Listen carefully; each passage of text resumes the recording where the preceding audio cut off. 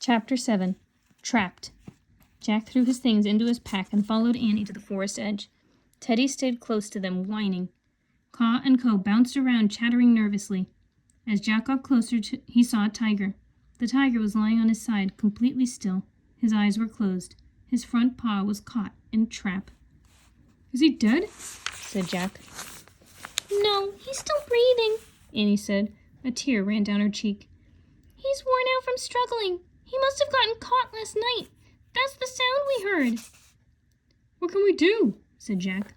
"We have to free him," said Annie. She started toward the tiger. Wait! Jack grabbed her. "Tigers eat people, you know." He took a deep breath. "Let's see what the book says first." "Hurry," said Annie. Jack opened their India book. He found a chapter called Tiger Traps. He read, "Poachers catch Indian tigers with steel traps. This is against the law. After trapping a tiger, they kill it and sell the body parts for money. Like the rhino, the tiger is a very endangered species. If the killing does not end, they both face extinction. Extinction means that someday there may be no Indian tigers or rhinos left on Earth." "Oh man, we do have to save him," said Jack. Under the writing was a picture of a steel trap used to catch tigers. Jack studied it. It looked horrible and deadly. "Okay," he said. He showed the picture to Annie. "Here's the plan. I'll push down on this part. The trap will spring open. Then you pull his leg out. Got it?" "Got it," said Annie. "Sit, Teddy." The little dog sat. The langurs watched silently as Jack and Annie moved closer to the tiger. He was the most majestic creature Jack had ever seen. His huge head was a dark orange color. He had perfect black and white stripes around his wide face. The leg in the ugly steel trap was bleeding. Slowly, silently, Jack pushed down the lever. He raised the bar off the tiger's leg. The tiger kept sleeping. Slowly, silently, Annie freed the tiger's leg. She stroked his fur gently. "Get well," she whispered. The tiger didn't move. Slowly, silently, Jack and Annie stood up. They turned around. They started tiptoeing back toward the langurs. "Go!" warned Conco. Jack and Annie turned back. The tiger was on his feet. He stared right at them. His eyes seemed to glow. Jack looked about wildly. How could they escape? The tiger snarled at Jack and Annie. Then slowly, silently, he started toward them.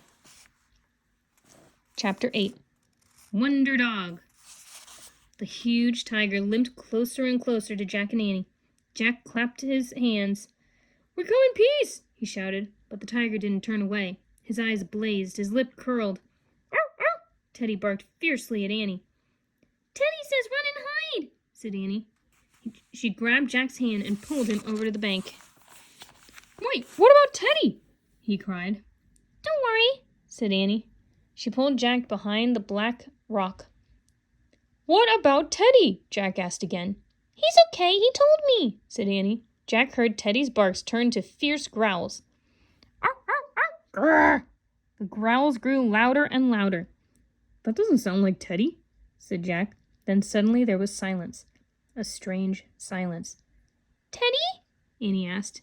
Now she sounded worried. Annie raised her head. She and Jack both peered over the rock. Teddy stood tall and brave in the grass. The tiger was limping away. He disappeared between the trees. All the forest seemed to hold its breath until Annie broke the silence. "Teddy, you're a wonder dog," she said. The langurs clapped and jumped up and down. "Arr, arr." Teddy was just like a small, scruffy dog again. He wagged his tail and ran to Annie and Jack. Annie scooped him into her arms. "You saved us," she said. "How did you drive away that tiger?" Did you turn into a wild dog?" asked Jack, rubbing Teddy's head. Teddy just panted and licked them both. Jack pushed his glasses into place and looked back at the forest. "Well, I guess we won't be getting a thank you gift from that tiger," he said. Annie laughed. "I guess not," she said. "I wonder where our gift is." "And I wonder where the tree house is," said Jack. Caw and Co chattered at Jack. Then they bounded down the bank, waving their arms. "They want us to follow them again," said Annie. "Come on." She and Jack grabbed their things off the rock. They hurried down the stream after the langurs. The water shimmered in the early light. Silver fish leaped into the air. Teddy bounded ahead with Caw and Co. Soon they disappeared around a bend. Jack and Annie followed them. When they went around the bend, they saw a man sitting cross-legged on a rock. The langurs sat close to him. The man's eyes were closed. He had long white hair and a long white beard. His skin was brown. He looked very peaceful. Chapter 9. The Hermit. Caw and Co. smoothed the man's hair with little paws and patted his cheeks gently. The man smiled and whispered to the langurs. His eyes stayed closed. Teddy walked up to the man and licked his hands. The man still didn't open his eyes, but he stroked Teddy's fur. "Knock, knock," Annie said softly. "Is someone there?" the man asked. He turned his face toward Jack and Annie. Now his eyes were open, but he did not seem to see them. Jack realized that the man was blind. "Hi, I'm Annie," said Annie. "And I'm Jack," said Jack. The blind man smiled. "Good," he said, nodding. "Would you like to visit with me?" "Sure," said Annie. She and Jack sat down next to the man. "Do you live in this forest?" Annie asked. "Yes," he said. "Are you a hermit?" Jack asked. "Yes," the blind man said. "What's a hermit?" said Annie. "Hermits live far away from other people," said the blind man. "We like to be alone, to think. I live in the forest so I can learn from nature." "How do you learn?" asked Jack. "I listen," said the blind man. "Listen to what?" asked Jack. "To the chatter of the monkeys, the rumble of the elephant, the roar of the tiger," said the man. "I have listened for so long. They have all begun to sound like one voice, the one great voice of the forest." Does the voice tell you that a tiger got caught in a trap last night?" asked Annie. "Yes," the hermit said. "And did it tell you that after we saved him he tried to attack us?" said Jack. The blind man smiled. "Please bring me one of the white flowers floating on the stream," he said. Jack wondered why the hermit was changing the subject, but Annie jumped up and hurried to the stream. She pulled at one of the large flowers. It came up, muddy, roots and all. She took it to the blind man.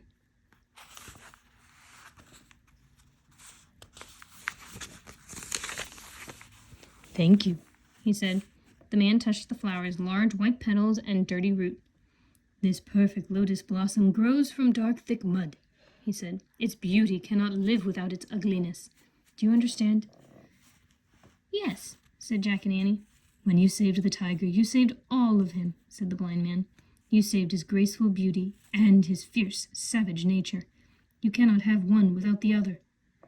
"Oh, right," said Jack.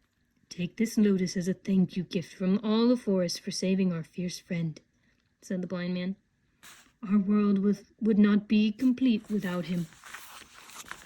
Annie took the gift from the hermit. "A gift from a forest far away," she said. "Arr, arr." Teddy wagged his tail.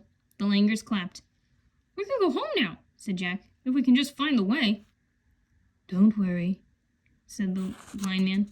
"Your house in the trees is close by. The elephants walked in a large circle, so you are back at the place where you started." "Really?" said Jack. The blind man pointed to the sky. There was the magic tree house high in a nearby tree. "Oh, great," breathed Jack. "I told you not to worry," said Annie. She and Jack pulled on their socks and shoes and stood up. Before they left, Annie touched the hand of the blind man. "Thank you for everything," she said. The man held her hand for a moment. Then he took Jack's hand. Jack felt a wave of calm wash over him. "Thank you," he said to the blind man. Caw and Co chattered and held out their long arms. Jack and Annie hugged the two langurs. "We'll miss you," said Annie. "You were great tour guides," said Jack. "Goodbye." Then he and Annie took off for the magic treehouse with Teddy scampering after them. At the rope ladder, Jack put Teddy into his pack and climbed up. Annie carried the lotus blossom as she followed them. Inside the treehouse, Jack picked up the Pennsylvania book, but before he made a wish, he looked out the window with Annie. In the distance, they saw Saba and the other elephants bathing in the stream. They saw Caw and Co swinging on vines. They saw the tiger sunbathing in the grass, licking his sore leg. They saw tiny deer grazing. They saw bright birds in the trees. They saw the blind man sitting in front of his cave. He was smiling. Jack opened the book. He pointed to a picture of the Frog Creek woods. "I wish we could go home," he said.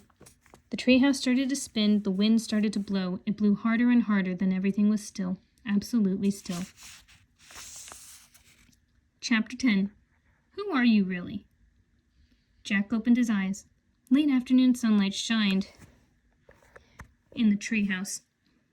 "Our third gift," said Annie. She put the lotus blossom beside the pocket watch from the Titanic and the eagle's feather from the Lakota Indians.